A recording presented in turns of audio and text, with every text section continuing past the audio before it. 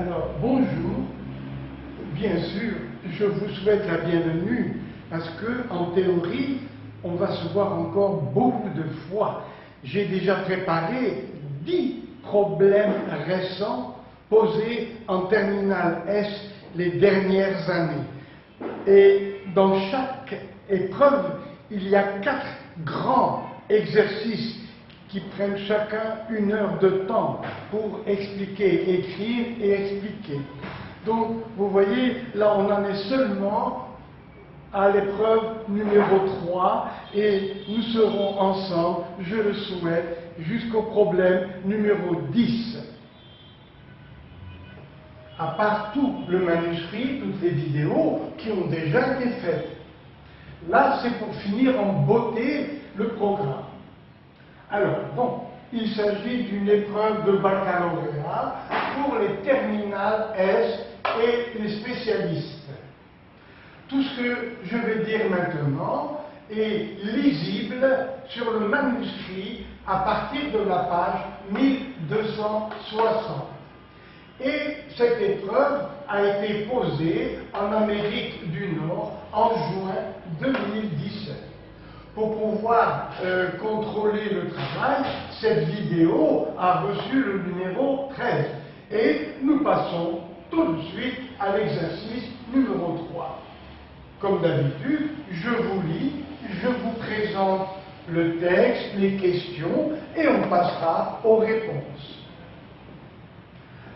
Le but de cet exercice est d'étudier les suites de termes positifs, dont le premier terme U0 est strictement supérieur à 1 et possédant la propriété suivante pour la suite. Alors, pour tout entier naturel n,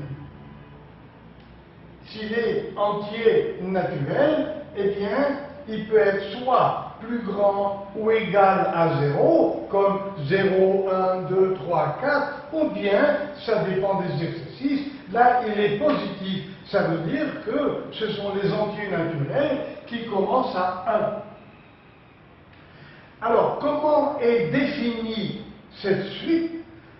Là voilà, la somme des n premiers termes consécutifs est égale au produit des n premiers termes consécutifs. C'est-à-dire, par exemple, 1 plus 2 plus 3 égale 1 fois 2 fois 3. Bien sûr, pas avec ces chiffres, mais avec les lettres, disons U1, U2, U3. Un tout petit exemple. Donc, cela veut dire, par exemple, que U1 plus U2 plus U3 égale U1 fois U2 fois U3. Et ceci jusqu'à un certain indice N. Ça, c'était juste un petit exemple. Alors, je reprends la phrase. La somme des n premiers termes consécutifs est égale au produit des n premiers termes consécutifs. Il y a autant de nombres ici que là. Voilà. Donc, cette suite vérifie les 3 propriétés suivantes. Premièrement, U0 est plus grand que 1. Maintenant, attention, attention, pour tout n plus grand ou égal à 0, parce qu'on a U0. C'est pour ça qu'on accepte n égale 0. Alors, pour tout n plus grand ou égal à 0, un, lui aussi, est plus grand ou égal à 0. Pour tout n strictement plus grand que 0, pour tout entier naturel n plus grand que 0, voilà l'exemple que j'ai pris, U0 plus U1 plus UN-1 égale U0 fois U1 fois, etc. jusqu'à UN-1. Combien y a-t-il de nombres ici? De 1 à n-1, il y en a n-1 plus I0, eh bien, ça fait n nombres. Ici aussi, bien sûr. Donc, cette suite est définie par la somme des n premiers termes consécutifs est égale au produit de ces mêmes nombres consécutifs depuis U0 jusqu'à n-1. Alors, retenez bien cette formule, c'est elle qui va nous accompagner tout le problème. On choisit U0 égale 3. Déterminer U1 et U2. D'accord. Alors, réponse. U0 égale 3. Calculons U1 et U2. E1. Alors, U0 plus U1 égale U0 fois U1. Donc, U0, on le remplace par 3. Ça fait 3 plus U1 égale 3U1. Donc, 2U1 égale 3. U1 égale 3 demi. Calculons U2. Eh bien, on recommence. U0 plus U1 plus U2 égale U0 fois U1 fois U2. Avec U0 égale 3, U1 égale 3 demi.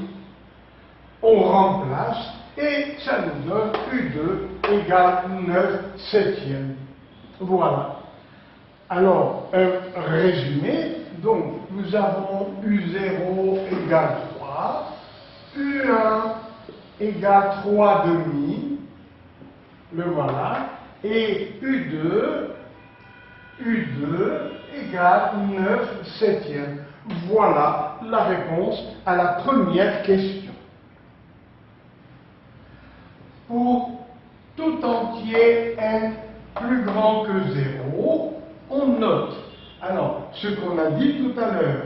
Alors, cette somme, on va l'appeler Sn. Attention, attention. Là, il y a Sn à cause de U0. Je recommence. Depuis 1 jusqu'à n-1, il y a n-1 nombre plus U0, ça fait n nombres. C'est pour cela que l'on a Sn. Deuxième remarque, si on a par exemple S3, si n vaut 3, le dernier nombre c'est U2, 3 moins 1, encore. Quand on écrit Sn, le dernier nombre c'est n moins 1. Attention, attention. La même chose pour les produits. Alors, on a en particulier, alors regardez, on remplace n par 1. 1 moins 1, ça fait 0, donc on a S1 égale U0, et U0, bien sûr, est égal à 3. Voilà. Alors, première question. Vérifiez que pour tout entier n positif, nous avons Sn plus 1 égale Sn plus Un. Deuxième question, montrer que Sn est plus grand que 1. En déduire que Un égale Sn sur Sn moins 1 et que Un est plus grand que 1. Alors, au travail. Deuxièmement, alors, nous en sommes au deuxièmement. Montrer que pour n positif, Sn plus 1 égale Sn plus Un. Alors, regarde, Sn, c'est à la fois la somme et le produit. Parce que par hypothèse, cette suite, elle est drôle. La somme de n termes est égale au produit de ces mêmes n termes consécutifs. Alors, S1, regardez bien, on applique la formule pour n égale 1. Eh bien, si n vaut 1, le dernier terme c'est 1 moins 1, 0. Donc U1 moins 1, c'est U0, ça fait 3. Donc le premier nombre, c'est U0 et c'est aussi 3. Et maintenant, on passe à la relation de nombre. Alors, Sn plus 1. Quel est le dernier terme? On enlève 1, comme ici. Vous voyez, Sn. Le dernier, c'est n-1. Donc ici, Sn plus 1, vous voyez, le dernier nombre, ce sera n. D'accord.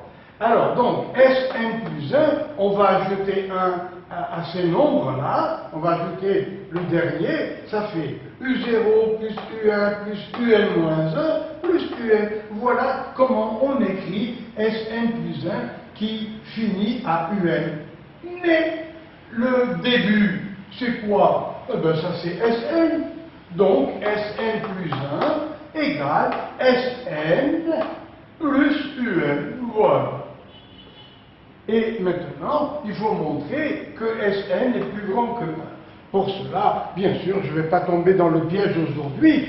Il faut que je déplace la caméra pour entrer dans le deuxième tableau.